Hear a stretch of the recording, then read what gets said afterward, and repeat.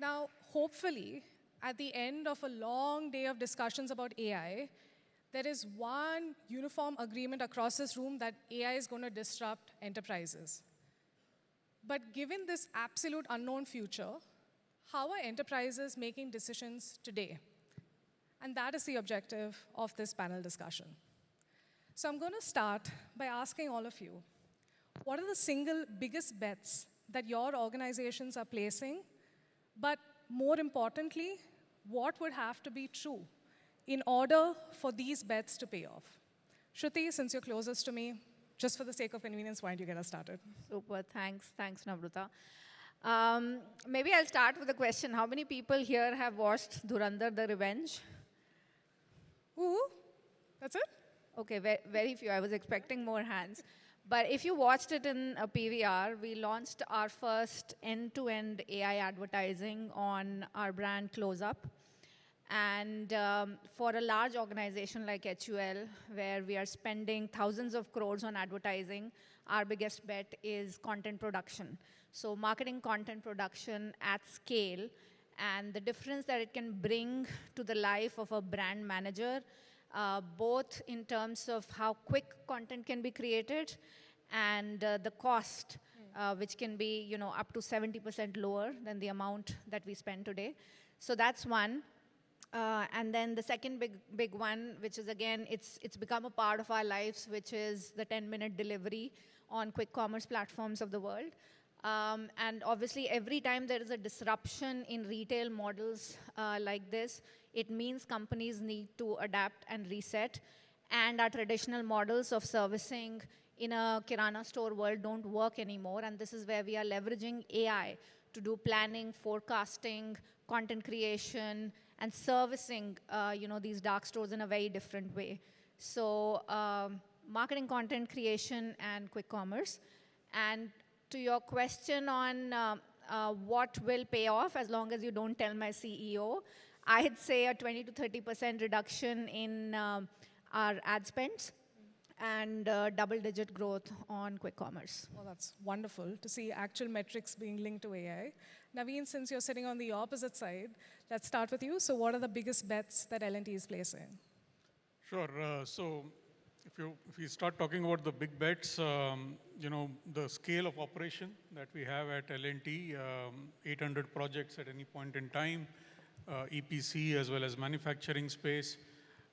So part of it is how we are looking at this whole concept of spatial intelligence, right? Looking at, how do we get data from the edge, whether it is with drone tech, whether it's with robotics, whether it's static cameras, to do various different use cases. Could be related to project progress monitoring, could be related to quality inspections, could be related to safety, ensuring safety is being, norms are being followed.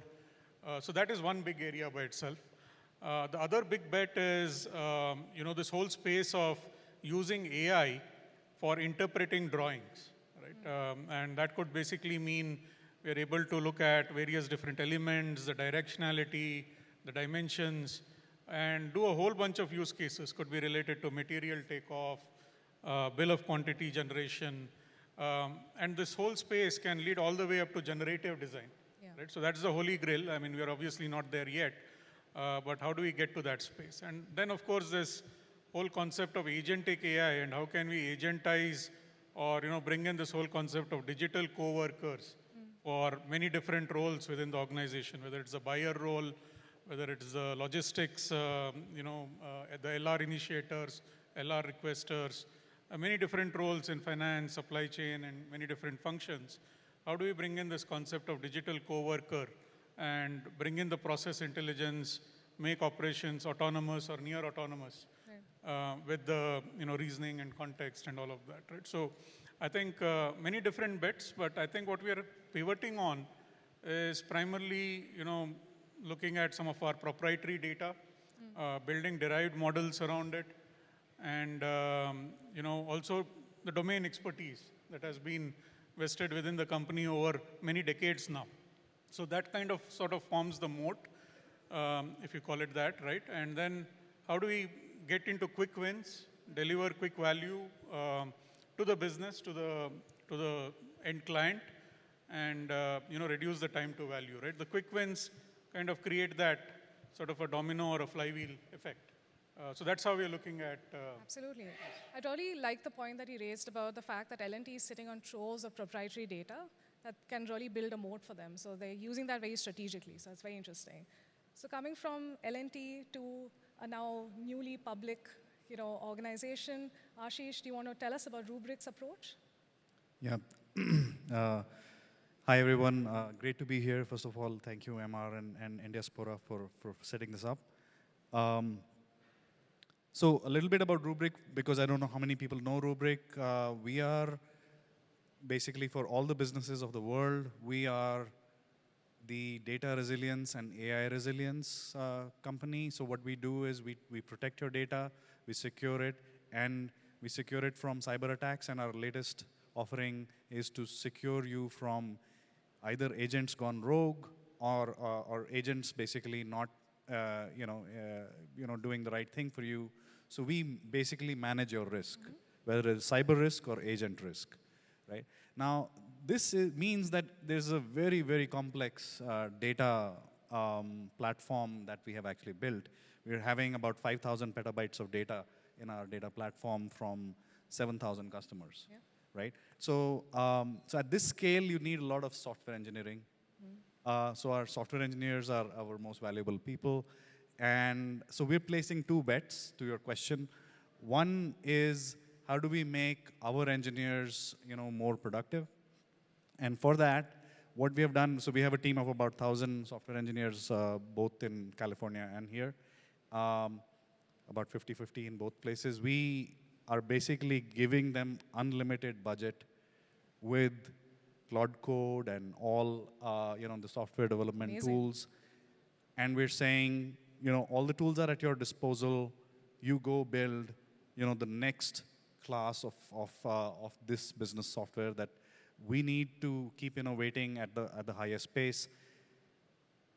This budget is unlimited, but the one thing that we'll ask everyone to do is to cover the roadmap twice as fast.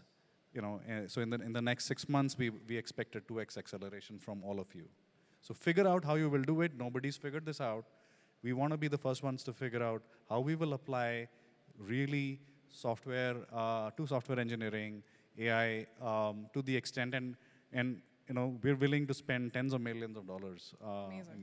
To that extent to get this acceleration, trusting our engineers with it. I think the second big bet on the product side is that we know that we have built a data platform that really is like a time machine for a business's data. And that is very valuable in the event of a cyber attack. So what we're doing, we're also taking a leap of faith. We've acquired a company which handles agentic interfaces and improves your agents and models to become more accurate. So we've taken that IP and we're applying it in a way that we can spot agents going rogue, and we'll give you a rewind button in case an agent has deleted your data or done something wrong. AKA OpenClaw? Yeah. AKA OpenClaw? Yeah. Yeah. So it could be OpenClaw. You could have empowered your employees, but if you don't empower your employees, you don't get good agents, but you get good agents, you'll also get a lot of risk with that. So we are able to, so we're placing the bet that with a fast engine in a car, you need good brakes. So when you give your employees, a lot of agentic empowerment, they build agents, they probably will also go wrong. And in that time, we will come and give you that rewind button. Wonderful. Yeah. So two big bets, one internal, one on the product. Rishit, you have the luxury of making a variety of bets. But if you could quickly summarize for us, what are the biggest bets that you made in your portfolios? I'm glad. Am I audible? Yes. Thank you. Hi, so I'm Rishit, glad to be here. And I work for a venture firm, WestBridge Capital. We're largely investing in tech-enabled companies. And out of the big bet we're making over the last sort of 18 months, and hopefully going forward in the next 18 months, is largely agentic AI as it applies in sort of global enterprises. I think the big shift that has happened is now I think the level of automation that's possible using newer technologies is, the ceiling is much higher because the technology can just do a lot more. So I would say if I had to sort of contextualize that, we're looking for companies that can do two things. One is use this new technology, and I think some of the panelists have mentioned sort of digital teammates, digital co-workers. Can you build these new technologies that can automate a lot of work that happens in global enterprises? And can you deliver sort of a lot of value to these companies? And the second is companies that themselves transform their internal processes using new technology, AI, agents, what have you, to make themselves sort of leaner, faster, better, innovate faster.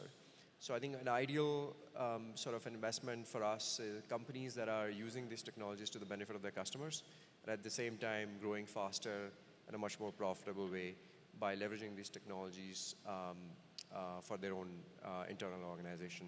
So I'd say those are the two ways we're thinking about it. And I think the way we judge the success or failure of these investments is, like I said, these companies tend to grow much faster and tend to be much more profitable. They need actually much less capital from investors like us, and for a very short duration of time. So that's really how we're able to see if which companies are are able to take advantage of these technologies. Oh, thank you for that. So just to recap, we've heard marketing optimization, we've heard code optimization, we've heard agentic flows, we've heard generative design. There's so many different directions you can go with this. AI is obviously not a monolith. I'm curious, Ashish, what is your decision-making framework to kind of decide, okay, this upcoming trend that everyone's talking about in AI, is it worth pivoting my entire organization based on this upcoming trend, or is it just like a hype cycle that everyone's going through? So I think at least so I'm an engineer. I run the engineering team here for the company. But so I'm first of all very, very excited about what is happening, particularly in the development of software and the whole space. So on the tech sector, it's actually very, very clear that software, going out in production, we're going to have, a lot more productivity, right? So the way we have seen is, and there's a lot of in software, there is Codex from ChatGPT, there is Claude Code, obviously, and then there is so many different tools that we've been experimenting with for about 2 years now. But every time you asked about the decision-making framework, the way we go about it is we have this brain trust. We're very lucky to have some of the top engineers of this country, as well as in the Silicon Valley, to work for us. Some of them were some of the original folks from Google and many of the very successful Silicon Valley companies. So we have this brain trust, which is 4 engineering leaders and 4 fellow engineers, right? So this brain trust comes up with, okay, looks like this is the trend that is actually happening and this is what we need to do. So we identify a few bets and we make a few hypotheses. And once those hypotheses are sort of, we iterate on them to sort of make a sort of a clear problem statement that, would this be useful? Yeah. Would it be useful in this particular way? For example, will it be useful not just in code authoring, but will it be used in the whole software lifecycle, right? Can we use it all the way through? Can we actually help it for reviews of the code? Can we help it, in the testing of the code and all the parts of the cycle?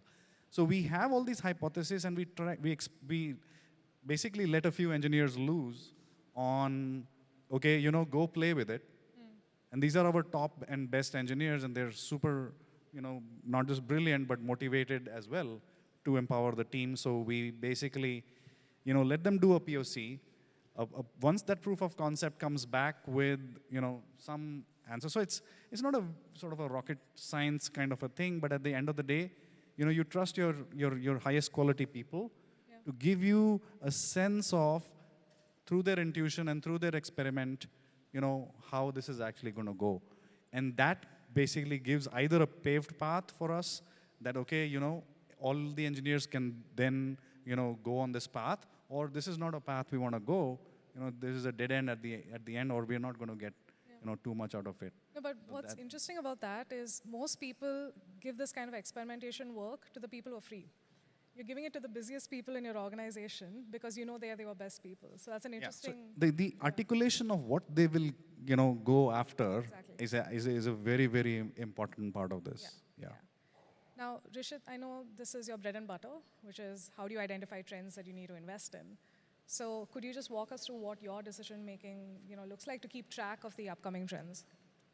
Yeah, so I mean, it's quite a challenge because the technology is moving at such a rapid pace that every literally few weeks, especially over the last 6 months, seems like there's a technical breakthrough. So the pace is just incredible.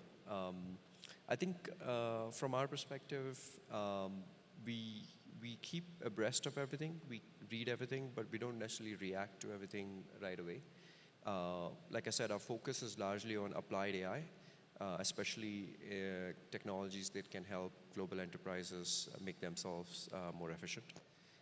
And it takes a while, in our experience, for companies and entrepreneurs to actually formulate business plans around OpenClaw, for example, and I'm sure in a few months we'll be talking about some more breakthroughs. This morning there was a research paper by Google around sort of reducing memory requirement, for example, for some of the agentic work.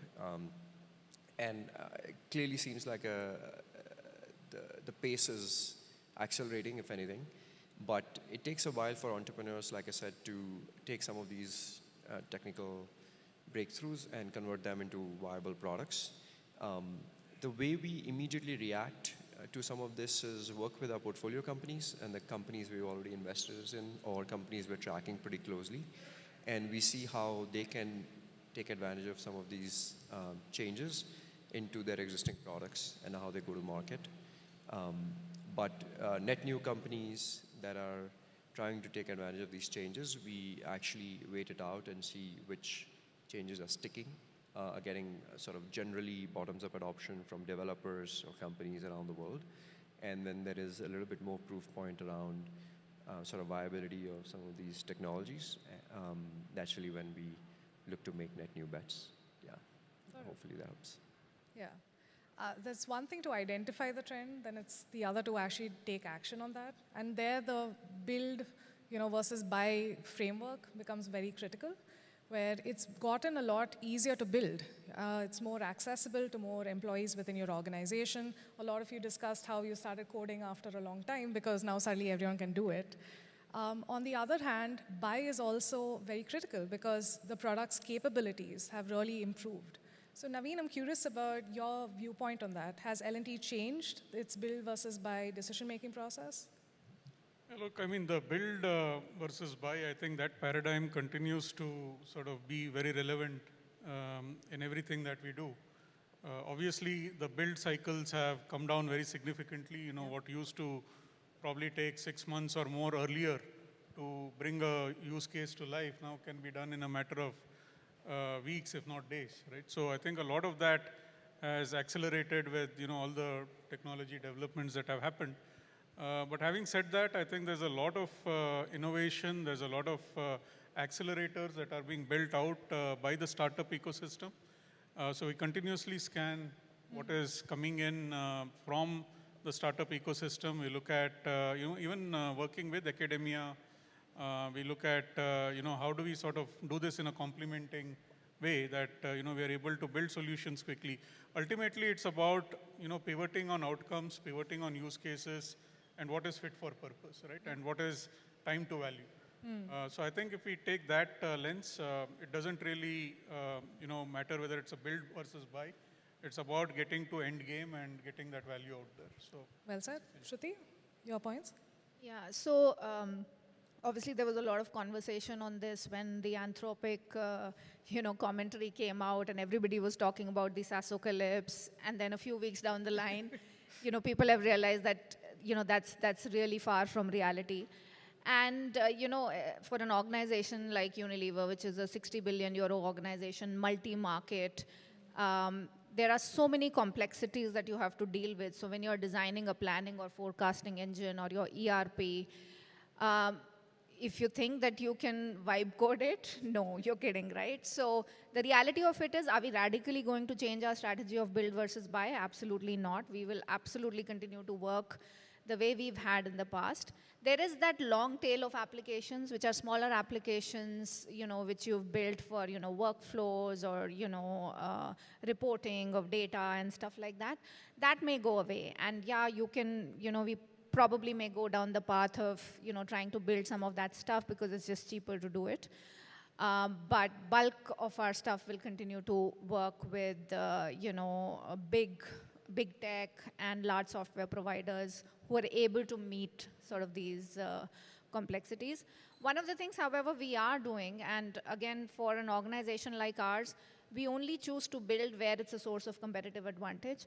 Like distributive trade is a big source of competitive advantage for HUL, and therefore we consciously made sure that our EB2B application and our distributor management solution are all sort of built in-house.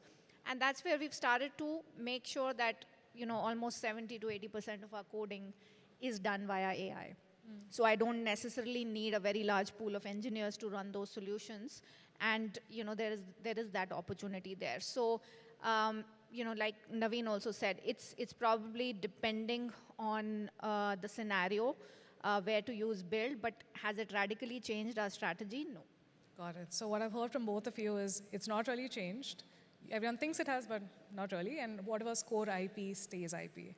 That being said, we are in Bangalore. There are a lot of startups that are looking to sell to you guys. Is there any unsolved problems that you'd love for someone to be building for all of you? Who wants to jump in first? That shows level of enthusiasm.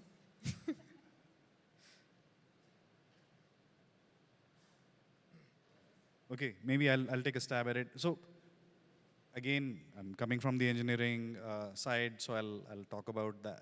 One big problem, I don't know if this is the biggest problem or not, but for me, for a leader leading an engineering organization, I think one thing that is going to change significantly is the productivity of every employee, and so is it for engineers.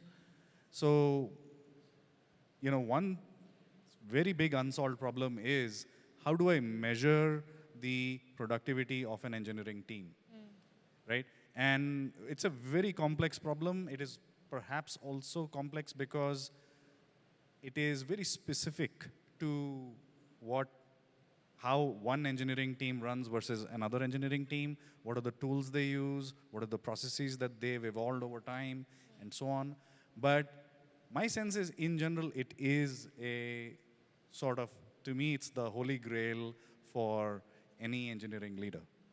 That, can you tell me how are my engineers, and if you can give me like one Uber metric. Got it. I would love to collaborate with someone who can give me a software like that. Wonderful. I like the Naveen volunteer next. Yeah, no, I'd love to add to that. So, well, I think there's many different areas which are, I believe, still very nascent and evolving.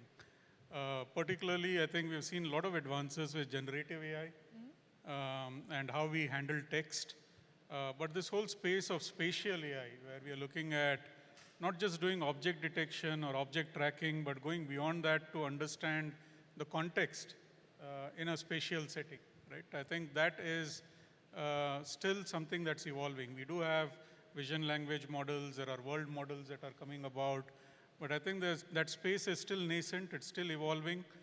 There are some very fundamental use cases that are being addressed today, but when you actually bring it to real life, real situations, I think there's a long way to go in terms of the kind of capabilities that spatial intelligence can solve, and the kind of use cases it can solve, and the kind of multifold effect it can have if we are able to sort of do things in that area. The other thing that I alluded to earlier was this whole space of generative design. Yes. There's a lot of first principles based, whether it's in the manufacturing space or whether it's in the oil and gas industry, whether it's in the EPC space. There's a lot of first principles based architecture, diagrams, drawings, product drawings, all of that, right? So how do we bring in this whole concept of generative design, which is very specific to those domains? And then, sort of you're able to enter, let's say, natural language text, but able to generate these complex drawings with, various different elements, whether it's with directionality, dimensions, all of that, right? And I think that is something that can, again, be a huge force multiplier in terms of, the way we deliver products, the way we deliver projects, and create client value. So I think those are some unsolved problems in our, line of sight, at least at this point in time. I think any work that happens there, and there is work happening there, a lot of interesting work happening across startups and different technology providers, but I think we're able to accelerate some of that. I think there'll be so much more. Absolutely. I think there's work happening everywhere, so you're completely right. Rishit, do you want to add your viewpoint? Yeah, maybe I'll go quickly next. So I think our perspective is that technology has progressed quite a bit over the last couple of years, and at this point, we feel like the technology is ahead of where the products are. So I think that with the technology that's available, many more products and systems can be built, and I'll give sort of broadly two directions. One is, I think coding is a sort of good parallel because it has probably advanced quite a bit, and so I think maybe early last year, we were kind of in the autocomplete kind of phase of coding where kind of cursor could basically finish parts of code for you. I think starting late last year, now we are almost in the agentic coding phase where sort of features can be built independently by a coding agent. I think maybe perhaps later this year and maybe early next year would be in a place where entire products can be built using code, and maybe sometime next year, I think there's a belief that you could probably have sort of collaboration level, agent collaboration for coding also come into picture. So there will be very rapid pace of progress that we've seen in coding, and products have come up, Cloud Code being the latest example, but I'm sure many others will come. We haven't seen that level of product sophistication yet in enterprise AI, and we obviously keep hearing about 5 to 10 names of companies that are doing pretty well. But with the level of technology, we feel like there should be hundreds of these products that should be scaling pretty quickly, and we feel like over the next 1 to 2 years, that'll start coming. So that's, and we're hoping that these new products will, like coding has evolved, will sort of attempt to solve more complex problems, more end-to-end, more autonomous systems. So that's really one direction which we're hoping that we'll see more entrepreneurs or large and small companies attempt. And the second is also the product finesse. Like we haven't seen world-class AI tutors. I was talking to someone about before this meeting.